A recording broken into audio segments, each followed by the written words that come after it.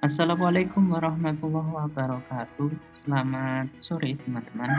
Apa kabarnya pada hari ini? Semoga teman-teman dalam keadaan baik-baik saja. Nah, kita dari kelompok 2 akan membahas materi tentang teknik pemilihan media, bimbingan, dan konseling. Tapi sebelum masuk ke materi, silahkan yang belum cuci tangan terlebih dahulu.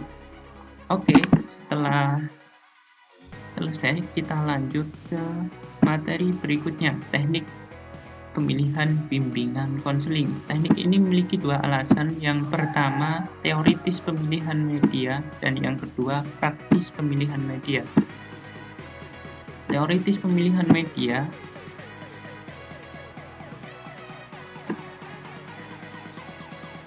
merupakan proses pemilihan media menjadi penting karena kedudukan media yang strategis untuk keberhasilan layanan bimbingan dan konseling. Alasannya karena didasari atas konsep bahwa bimbingan konseling sebagai sistem yang di dalamnya suatu totalitas yang terdiri atas sejumlah komponen untuk saling berkaitan dalam mencapai tujuan. Tujuan utama dalam BK yaitu membantu siswa mencapai perkembangan yang optimal. Agar mudah tercapai, maka tujuan tersebut menjadi tugas-tugas perkembangan yang akan dicapai dalam media yang sesuai.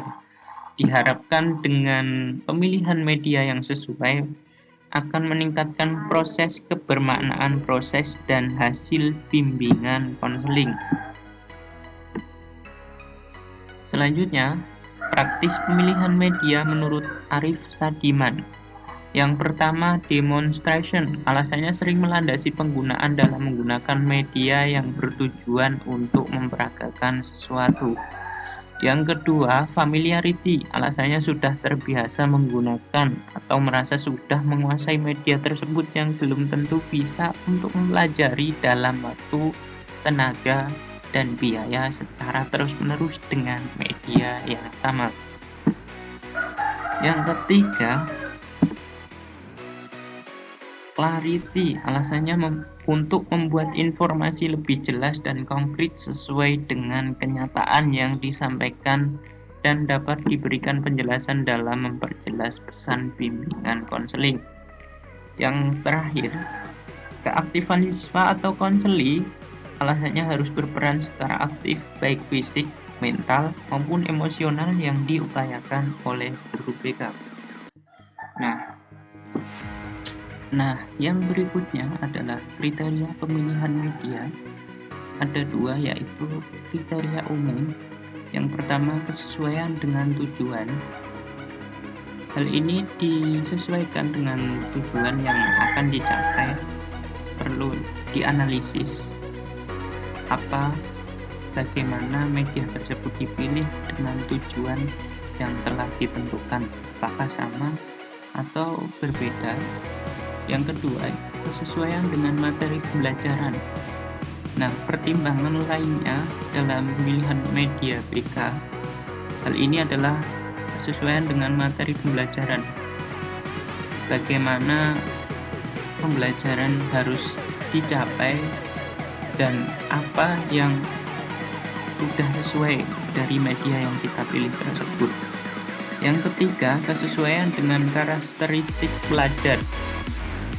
Dalam hal ini, media haruslah familiar dengan karakteristik siswa atau guru yang mengkaji sifat-sifat dan ciri media, baik secara kuantitatif maupun kualitatif dengan kualitas, ciri, dan kebiasaan siswa. Maka perlu dianalisis apa yang cocok untuk kelompok ini dan mana yang tidak cocok untuk kelompok ini. Yang ketiga, kesesuaian dengan teori. Media yang dipilih bukan karena memang fanatisme guru terhadap media, namun harus disesuaikan dengan teori yang dipelajari. Yang kelima, kesesuaian dengan gaya belajar siswa. Kriteria ini didasarkan pada kondisi psikologis siswa, bagaimana gaya belajar siswa tersebut. Yang kita ketahui ada 3, yaitu auditori dengan gaya belajar yang mendengarkan, visual lebih suka menggambar dengan gambar atau animasi. Yang terakhir kinestetik, ada siswa yang suka bergerak dengan belajar, dengan bergerak, dengan praktik. Yang terakhir kesesuaian dengan kondisi lingkungan dan fasilitas pendukung. Nah, ini menjadi penting karena kenapa kita merencanakan media dengan fasilitas yang disediakan dalam kelas tersebut. Maka jika di kelas tersebut mempunyai media seperti proyektor, LCD, dan lain sebagainya, maka media yang dipilih harus sesuai dengan fasilitas yang dimiliki oleh lingkungan tersebut. Nah, kriteria khususnya yang pertama akses. Bagaimana kita dapat kemudahan akses dalam pemilihan media. Yang kedua, cost atau biaya yang harus dipertimbangkan. Yang ketiga, teknologi. Media yang baik, apakah dengan media tersebut kita dapat dukungan dari lingkungan? Apakah dengan media tersebut terfasilitasi, maka itu perlu disesuaikan. Yang keempat, interactivity. Media yang baik adalah media yang dapat berinteraksi dengan baik atau dapat menghasilkan hubungan timbal balik antara guru BK dan siswa. Yang selanjutnya, prosedur pemilihan media BK. Kami di sini mencontohkan prosedur pemilihan model Azure analisis.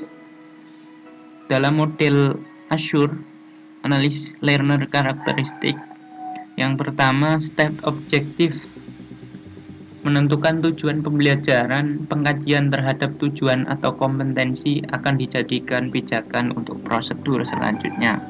Yang kedua, select, modify, or design materials. Nah, ini adalah kegiatan memilih media, memodifikasi media, bagaimana merancang desain yang sesuai dengan kebutuhan. Yang terakhir, oke, cukup sekian pemaparan materi dari kami.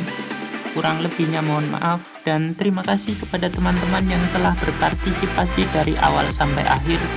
Tetap jaga kesehatan, jaga diri baik-baik, dan stay at home. Thank you.